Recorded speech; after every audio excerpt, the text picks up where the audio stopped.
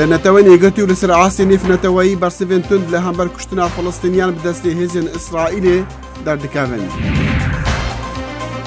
وەسا دیارە هەفبەندیە مەڵای شیعە مقتەدا سەدر لە پێشیا سەرکەفتیەن هەڵبژاتنێن عێراقیە.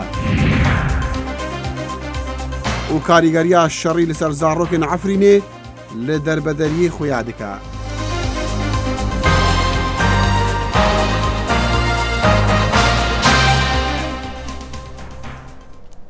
سلااف و هیڤین دەمە خۆش دەگەڵ کورد کۆنەکشن ji Washington دەنگی ئەمریکا.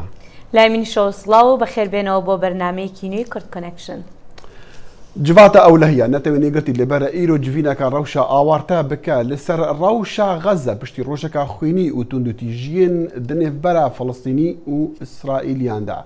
سەرۆکێ فەڕەنسی ئەمانوێل ماکرۆن توندوتیژیên غەزە و کوشتنا پترژێ پێنجی سڤیلên فەڵەستینیان دە شەڕێن نێزیکی سنووردا شەرمەزارکردن. Di daxuyaniyekê de ofîsa Macron dibêje wî lê bere digel Serokvezîrê İsraîlê Benyamin Netanyahu paxive li ser vê mijarê. Gelek ji hevbend û neyarên Amerîka jî rexneyê li biryara Emerîkî digirin ji bo veguhastina balûzxana Emerîkî bo Orşelîm Qudsê û dibêjin ew dê girjiya rojhilata navîn aloztir bike. Tirkiye gazî balyozê xwe li Washington kiriye piştî vekirina balûzxana Emerîkî. لە کاتێکدا وڵاتە یەکگرتوەکانی ئەمریکا و ئیسرائیل گواستنەوەی باڵێۆزخانەی ئەمریکا لە تێل ئەڤیڤەوە بۆ ئورشەلیم بە هاوکاریکردن بۆ ئاشتی ناودێر دەکەن، هێزەکانی ئیسرائیل بەلایەنی کەم 50 خۆپیشاندەری فەڵەستینیان کوشتووە و سەدانی تریشیان بریندار کردووە لە دەمی هێرشەکانیاندا بۆ سەر خۆپیشاندەران لە غەزا. مەراسیمی کردنەوەی باڵێۆزخانەی ئەمریکا لە ڕۆژی دووشەمە بوو بەهۆی خۆپیشاندان لە هەرێمەکە و شوێنەکانی تری جیهانیش. گروپەکانی مافەکانی مرۆڤ داوای لێکۆڵینەوەکردن دەکەن لەو کوشتنی خەڵکەی غەزا. فەلەستینیەکانی غەزە زیاتر لە مانگێکە خۆپیشاندان دەکەن بۆ داوای مافی گەڕانەوەی ئەو پەنابەرانی کە ناچار کران دەربچن لە کاتی دروستبوونی ئیسرائیلدا. مەراسیمی کردنەوەی باڵێۆزخانەی ئەمریکا لە ئورشەلیم لە کاتێکدایە کە ئیسرائیلیەکان یادی 70 ساڵەی دامەزراندنی وڵاتەکەیان دەکەنەوە و فەلەستینیەکانیش پرسەی لە دەستدانی خاکی خۆیان دەگێڕن. ئەمەش بوو بەهۆی زیادبوونی تووڕەیی خۆپیشاندەران. ئیسرائیل دەڵێت دەبوایە هەوڵەکان بۆ شکاندنی بربەستی ئاسایشی نێوان غەزە و ئیسرائیل ڕابگیرێت. کۆشکی سپی ڕێبەرانی حەماس لە غەزە بە کوشتنکاریەکە تاوانبار دەکات. حماس بە مەبەست و بەگاڵتەجاری هانیان دەدا. هەروەکو وەزیری دەرەوە مایک پۆمپیۆ گوتی ئیسرائیل مافی بەرگریکردنی لە خۆی هەیە. بەڵام هەندێک لە ئەمریکایەکان پرسیار لەسەر ئەوە دەکەن ئایا گواستنەوەی باڵێۆزخانەی ئەمریکا بۆ شارێکی مشتومڕ لەسەر چەندە پێویست بوو. کۆمەڵێکی گەنجە جووەکان خۆپیشاندانیان لە بەردەم ئوتێلەکەی ترامپ لە ناوەڕاستی واشنگتن ئەنجامدا و داوای کۆتایی هێنانیان بە داگیرکەری و مافی یەکسانی بۆ فەلەستینیەکان دەکرد. ئورشەلیم شارێکە کە زۆر بە قوڵی دابەش بووە. ئەمە شارێکە بەهۆی داگیرکردنەوە زیانی لێکەوتووە کە 370,000 فەڵەستینی تێیدا دەژین بەبێ ئەو مافەسادانەی کە دراوسەیە ئیسرائیلیەکانیان هەیەنە. بەریتانیا و فەڕەنساش بەشێکن لەو ڕەخنەگرانی کە دەڵێن ئەمریکا سەرپێچی لە یاسای نێونەتەوەیی و بڕیاری ئەنجومەنی ئاسایشی نەتەوەی گرتوەکان کردووە. هەروەکو دەزانن سکرتێری گشتی بڕوای وایە ڕۆژی کۆتایی ئۆرشەلیم دەبێت لایەنەکان و توێژی لەسەر بکەن. ئاژانسی مافی مرۆڤی نەتەوەی گرتوەکان لە ژنێف تاقەکردنی لە خۆپیشاندەرانی غەزە شەرمەزار کرد. کۆمیسیۆنی باڵا بۆ مافەکانی مرۆڤ داوا لە کۆمەلگەی نێونەتەوەی دەکات ئەوە مسۆگەر بکەن کە قوربانیانی ئەم سەرپێچیکردنە لە مافەکانی مرۆڤ دادپەروەریان بۆ بهێنرێتە دی. تورکیای هاوپەیمانی ناتۆی ئەمریکا وڵاتە یەکگرتوەکانی ئەمریکا تاوانبار دەکات بەوەی هاوکاری دەکات لە نائارامەکانی هەرێمەکە.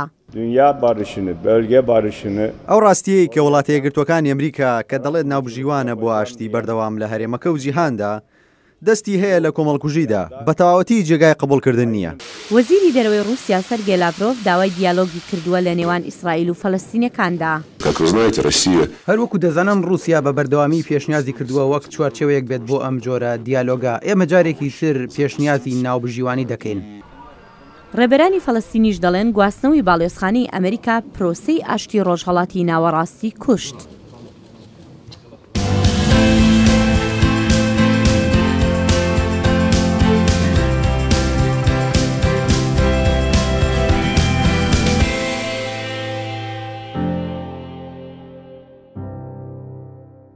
هاتانها وسا دیارە هەفبەندیە بسەرۆکاتیە مەڵای شیعایی دژی ئەمریکا مقتەدا ئەسەدر لە پێشیا سەرکەفتیان هەڵبژاتنین پەرلەمانی عێراقیە لەگەڵ هەژمارتنا نێزیکی تەڤایە دەنگان هەفبەندیە بناوی سائیرون لە 6 هەرێمان لە پێشە دەپێڕە گروپێ بسەرۆکاتیە قۆماندارێ ملیتانên شیعە هادی ئەلعامری سەرک وەزیرێ نەها حەیدەر عەبادی یەک و ئەمریکا پشتەوانی لێ دکا لە ڕێزا سێمە لێ ئەو داخوازێ ژێ عێراقیان دکا ڕێزێ لە ئەنجامên هەڵبژارتنان بگرن ئەگەرچی ئەلسەدر بخوا نەکاندید بوو لێ ئەو دێ سەرکێشیە ڕێکەتنین سیاسی بکە بۆ پێک ئینانە حکومەتە داهاتیە عێراقی.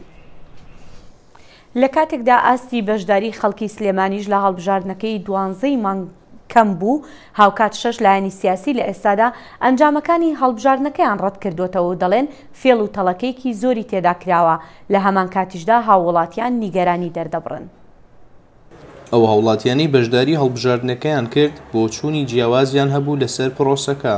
کوردایەتی خۆمان ئیسپاتکەین لە هەموو شوێنێک کوردایەتی خۆمان گرنگە گرنگ نییە هەچ حزب لایەنمە بگرمێ کورد بێن و بچینە بەغا دەنگمان هەبێت. کاتێ هەڵبژاردن دەکرێت لە مەنتیقانەیە من هیچ هیوایەکەم پێ نییە لەبەروی لێرە ئەم مەنتیقانەی کە توی بینی هەمووی پێگاتۆ لە دیکتاتۆریەت دیکتاتۆریی زۆری تایە لەبەروی ئیمانم زۆر بە هەڵبژاردن نییە.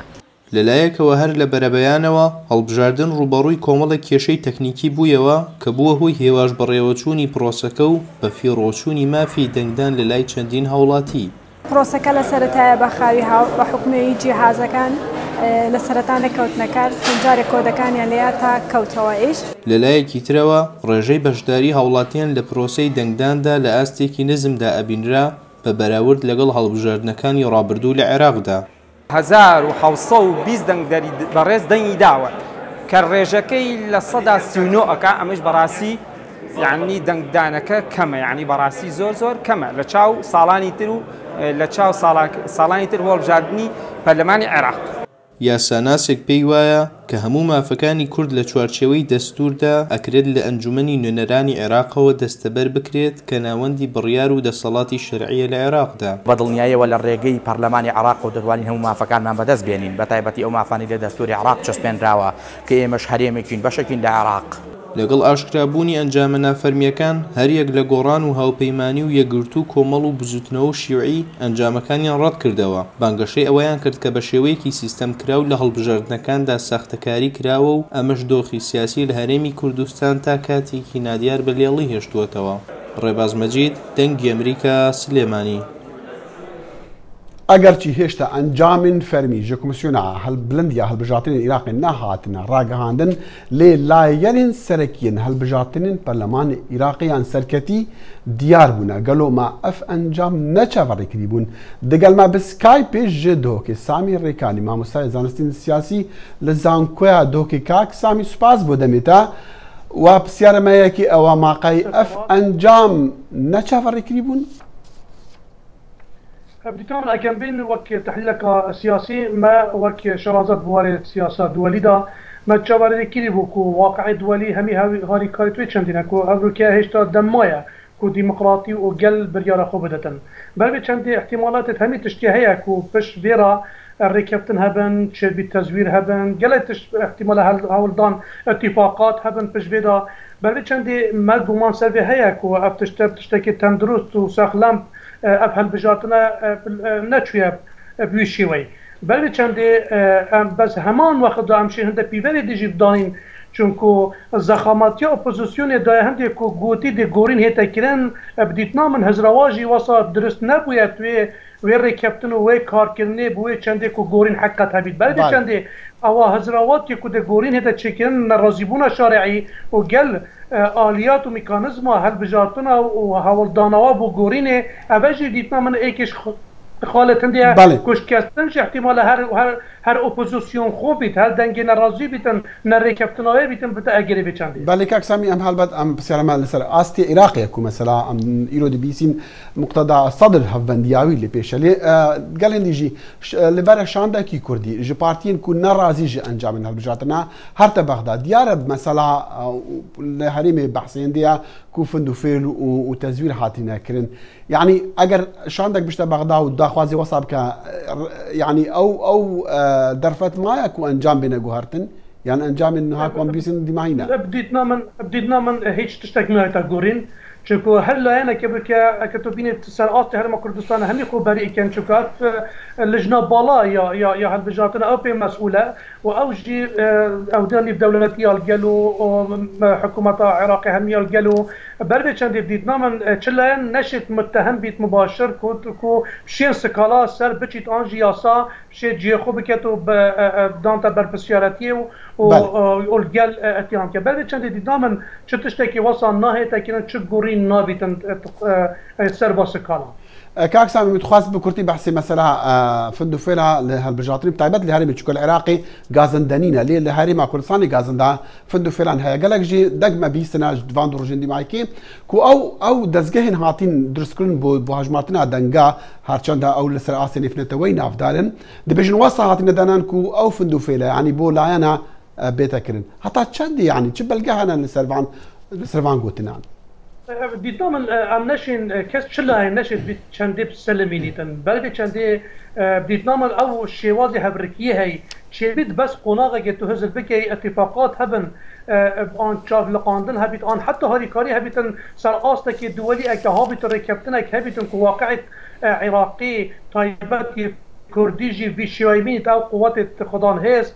بو قناغه تشنكيا مطرسيه بيتبي او هر سر صلاتبن وبرتبونا اللاينه كردي احتمال جل التاثير حتى سر رقتنا حكمرانيه بغداد بكتن بل چند ديدنام جركادي زبراندنا هيزي مدت هدو لاينه كاريگر شوي اتفاقات دولي سروا او شنوطي حتى بقوي هاتكين اقليمي سر رازينا او دوليجي حتى رادكي مازنور ليك نزيك بونوا بودانستاندنا قل بغداد بو باشروجا عمليه سياسيه بغداد ديدنام اكل بي شوي ركبتنك بي هبيدن اما كو حزبك لانك الشابد بي چنده همي بالخوب كشيدن چند بهد بي ديدنام اول شوازي هبركيه چسا اوتر بي چسا اوت بغداد قال لانت حزب كردي هيك بينادي بزنت هي قالك بزحمه كنترولا كوميسيون هالبجاتنا هني بكتو شيطان انجما همي شكله بخبتن بالي كاك سامي يعني دنگو باس كونها ام دبهيسين الصدر اللي بيشيا بالي نها جهر بحث هذا او بو كو عبادي سرك وزير نها ديشتن كو كابينه بيتن دام بمزرد شو كو امريكا اللي بشتاويا قالك اگر دي جهابون يعني بو دامزراندنا حكومتها دهاتي چتي چاوري كرن چاوركن او چند بدنا من اگر هاتو چو طيبت ابك الصين دي بالانس ما بين محور ايراني ويا امريكي دي صدر اكلايكتن بل چند بدنا من ده امريكي چبيت ما بين عبادي ما بين محور صدري ومحور دي مالكي وجماعتك او حزب بسروابك وقالك ليسن بسوسياليستن وجبلي جماعات ديجي الفتح احتمال بدي بنا تكتلي برانبري صدري وهر وصا القل عبادي او جروب ديك وحكومتك كان بدي ضمن هر چند عبادي دي سلكي بتبلع بيدا وصدريجي دهتا ما بين بها بركيدا كادي لاين ايراني شد بهو كيشدن اني امريكي بهو كيشدن هر چند صدريجي قناغتي دا قالك سانك دايه كاك سامي قالك سپاس سامي ركالي ما مستعد زالستين سياسي لزانكويا دوكي راستو خود قلما بسپاس پاش ئاوارەبوونی خەڵکی سیڤیل لە عەفرین وەک دەگوترێت ژن و منداڵ قوربانی سەرەکی شەڕ دەبن. شەر و ئاوارەبوون باندوورە هەرینەینی لە زارۆکان دەکە. زارۆکێن دەربەدەریێن ئەفرینێک و لە هەرێما شەحبا بەجێ بوونە دەرەوشەکە دژواردا دژین. زارۆکێن ji dibistan û lêstûkên xwe dûr ketine di şert û mercên zehmet da dimînin. زارۆک ڕاستی نەخۆشی و پرسکرێکین ساغلەمیەتین. رزاز دخوازتنا من بر مستشفى واستقبل نوكر حالي مهاب شي مخيم ده بيدار كبير شي مخيم هار مول خوبي معنى قسكي وكاسي كنوستك مكانك ازي بداري معنى قسكي خودیجی ji metirsiyên li tenduristiya zarokên xwe bêzarin û gelo gazincan ji piştguhkirina wan dikin. Volowka xwedê doma em li Efrînê xwebîn di Herokê bê Umrê wî توپ و تفنگ هاتن ما ام جبار رابیون هاتن برا ام هاتن فیفینه بنش خیمه چعبه کل بی ام دبن دارن تخترا دبی درمان نینه تختره چعبان نینه ام کدا ببن مالا نالا کور ببی دختركيش ما را ببینن درمان ناهوینن تشتک تنام تێکن شعبێ لێوەک Divê rewşa Kambagda heyva Sûriya Kurd bi derfetên xwe yên teng hewl dide çareseriyê ji zarokan ra pêşkêş bike û çavdêriya saxlemiya derbideran bike. يعني هاو درمون جامع برنا تيرا ما بك مثلا لنفرض مهاكي بيسترو تيرا ما بك هوا وتشتي زياداتنا شير حتى نوكو جرول نزوح حتى نوكو شير جي زوروكو ببلدكن او جي كيمبيا Di demekê de ye ku çavên wan li rê ye ku vegerin cih û warên xwe li Efrînê koçberên Efrînî di rewşeke dijwar da li kampan dijîn. Zarok nexweş dibin û çareserî lawaz e û derman kêm e. Lawmaşînî banga destekdayînê dikin. Newrûz Reşo, dengê Amerîka, Herêma Şehba.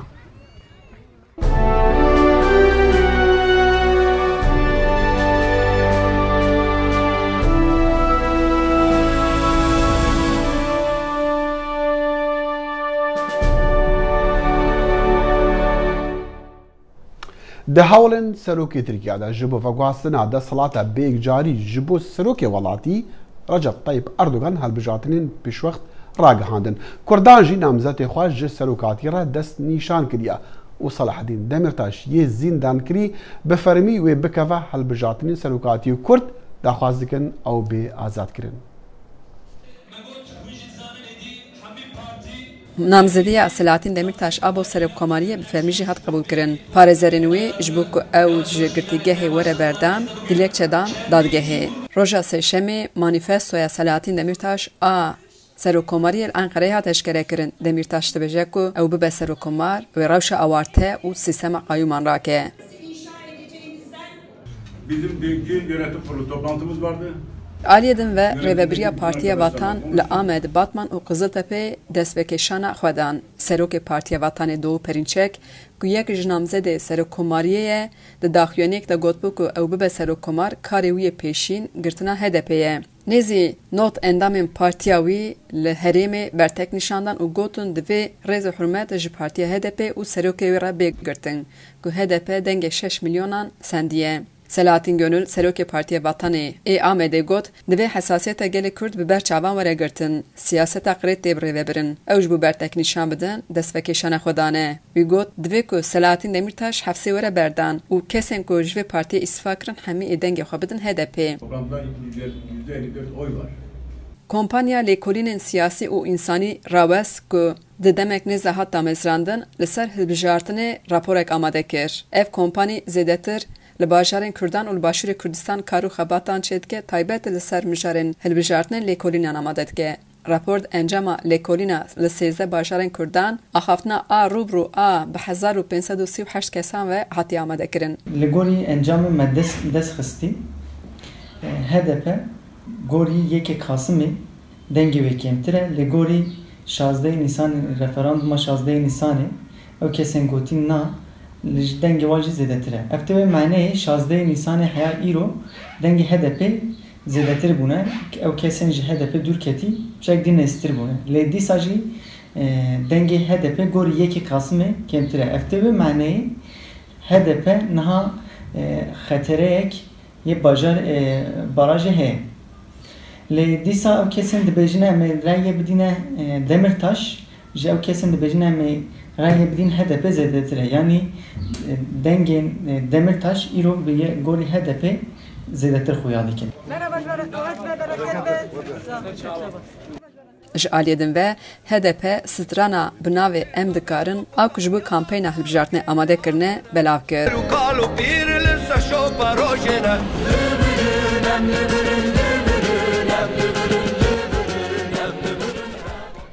کاربەدەستانی حکوومەت و شارەزایانی سەرانسەری جیهان هەفتەی ڕابردوو لە ڕۆما کۆ دەبنەوە بۆ کۆنفرانسێک بە مەبەستی تاوتوێکردنی گەڕانەوەی شەڕکەرە بیانیەکان بۆ ئەوروپا و ڕێگایان بۆ ڕوبەڕووبوونەوەی ئەو مەترسیە ئاسایشیانەی بەهۆیەوە دێنە ئاراوە. کۆنفرانس هات بڕێوەبرن هەفدەمێک و لێکۆلەرن ئیتاڵی ژنابڕنا دوو شانەیە تیرۆریستی ڕادگەهێنن و ئالیکاریە دراوی ji tîrorîstan re li Sûriya berdest dikir. کاربەدەستانی بەشدار لە کۆنفرانسەکە گوتیان هاوکاری نێوان ئەندامانی ڕێکخراوی ئاسایش و تەناهی لە ئەوروپا OSCE زۆر گرنگە بۆ ئەوەی ڕێگە لە تونڕەوی تونند و تیژانە بگیرێت و کاریگەرانەش هەڵسوکەوت بکرێت لەگەڵ ئەم ئاستەنگانەی دێنە پێش لە کاتی گەڕانەوەی شەرکەرە بێگانەکان بۆ ئەوروپا. کۆنفرانسەکە لەم هودێلە لە ناوەڕاستی ڕۆم بەڕێوەچوو باری ئاسایشیش لە کاتی کۆبوونەوەی دووڕۆژە تونجیرا بوو. 360 بەشداری 47 وڵاتانی جیاواز بەشداریان لە کۆنفرانسەکە کرد بۆ تاوتوێکردنی ڕێگاکانی پێشگرتن لە گەڕانەوەی شەرکەرە بێگانەکان بۆ ئەوروپا. بۆ ئێستا ئیتالیا سەرۆکاتی بە گەڕودۆری OSCE دەکات کە بۆیەش کۆنفرانسەکە لێرە لە ڕۆم بەڕێوەچوو.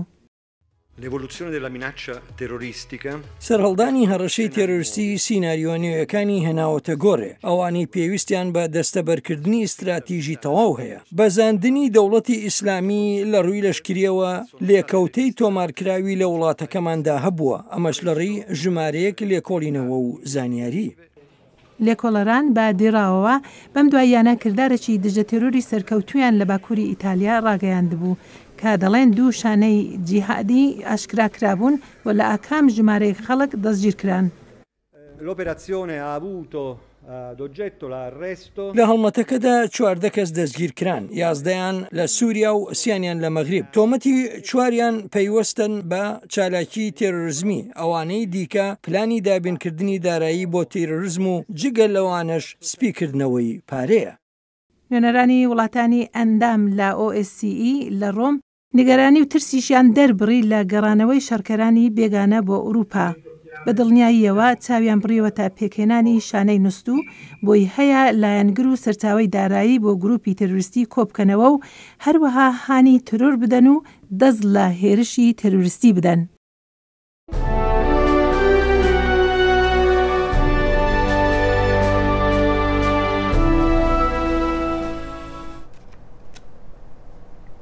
کمتر ژمەهاکی مایە جڤینە دیرۆکیە سەرۆکی ئەمریکی دۆناڵد ترامپ و سەرۆکی کوریا باکوور کیم جۆنگ ئون ببە ڕاستی.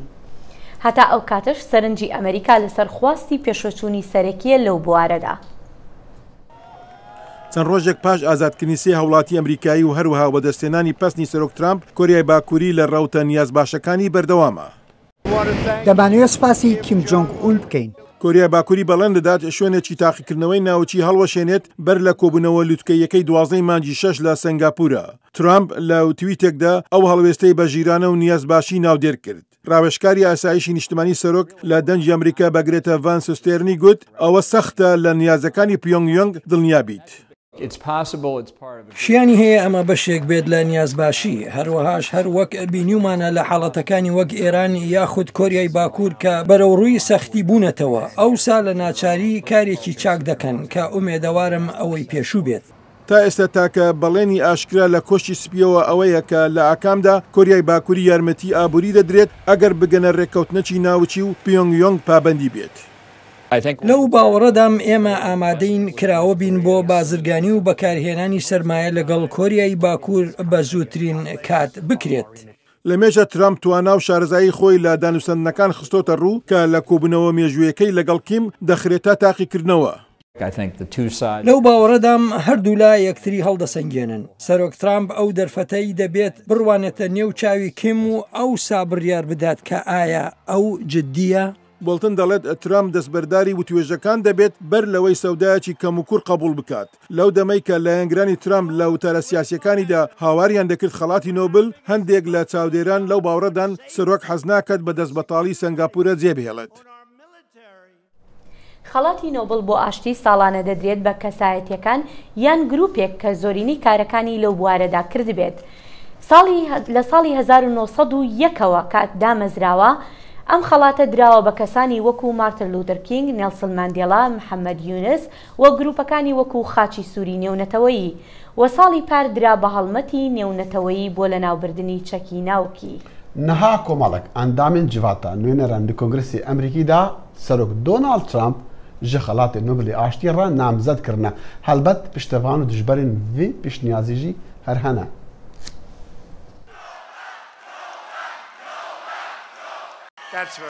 ئەو gelek baş e. Nobel. Ez tenê dixwazim kar bi dawî bînim. ژمارەکە ئەندامên کوماریên civata nûneran Serok Trump ji bo hewildana wî aştiyê bîne nîvgirava Koriya bû xelata aştiya Nobel ya sala 2019 berbijar kir. Serokê Koriya Başûr Moon Jae-in piştgirî da venêrîne. خەڵاتە نۆبێلە ئاشتیە ئەس باوەرم نیشانەکە باش بوو کە سەرۆک مون پێشنیار بکە ئەس ئاشتیە دەخوازم تشتێ سەرەکە ئەم ئاشتیە دەخوازم. رەخنەگرên Trump باوەڕ nakin ew aştî xwaz be taybet ji ber ku wî daxwaza zêdekirina budceya leşkerî kir û got karanîna hêza leşkerî li dijî Koriya Bakur bijareke li pêş wî. Lê piştgirên wek senatûrê Komarî Lindsey Graham dibêje ev xelat dê bîte nîşana derfeta nû ji aliyê Trump ve. Bû gelekan giring e Trump bikare Koriya Bakur qayîl bike dest ji çekên navokî berde. Lê ev rêkeftina hêj piştrast niye. Trump gelek car gotiye eger demê miştomiran bê encam bin ew dê ji wan kombînan derkeve. Lê dîsan jî Komîteya Nobel di şertên wek vê daxelat daye. Wek mînak li Dugdao û Henry Kissinger tevî ku şerê Vîetnam dawî nedibû hatin xelat kirin. Yasir Arafat ku li gel rêberên İsraîlî Yitzhak Rabin û Shimon Peres ji ber hewlên xwe yên aştiya Rojhilatê Navîn xelat wergirtin. Gotbû em ê ti car ranawestin heta İsraîl bi temamî biroxetin. Her wiha ne pêtviye kesek aştî çêker be ku bu xelatê Nobel bihête berbijar kirin. Wek mînak Juan Perón ku sê caran serok Erjentîna bû, azadiyên sîvîl dorteng kirbûn, bû vê xelatê hat bûkandît kirin. Her wiha faşîstê İtalyî Benito Mussolini û dîktatûrê Sovyetê Joseph Stalin ku bi sedan hezar kes kuştin hat bûn xelat kirin. Serkeftê xelata aştiya Nobel ya sala 2018 dê li meha 10 hête ragihandin. خانمی یەکەمی ئەمریکا میلانیا ترامپ ڕۆژی سێشەمە لە نەخۆشخانەیەکی لەشکری لە نزیک واشنگتن مایەوە ڕۆژێک پاش ئەوەی نەشتەرگەریەکی بچووکی بۆ کرا بۆ چارەسەرکردنی گورچیلەی. گوتەبێژی ئەو خانمە تەمەن 48 ساڵانە گوتی نەشتەرگەریەکەی لەسەر لە بەیانی ڕۆژی دووشەمە بۆ کرا و سەرکەوتوو بووە و هیچ گرفتێکی تەندروستیشی نییە. چاوەڕوان دەکرێت خانم ترامپ بۆ ماوەی هەفتەیەک لە نەخۆشخانەی والتر ڕید بمێنێتەوە. هەرۆ لە گۆڕا دیرۆکە خانمێن یەکێ یەن ئەمریکا دیارە نەخۆشیە vê carê gelek yani ciddîtir bûye ji gelek nexweşî çendî salan tiştî wesa çî nebûye yani me nebîstiya xanimeyekî wesa bi cidî nexweş dikeve dikeve هیوای چاکبوونەوەی بۆ خوازین لێرەشدا دێنەوە کۆتایی بەرنامەی ئەمڕۆمان تا بەرنامەیەکی تر هەر شاد و بەختەوەر بن. خدا حافظ.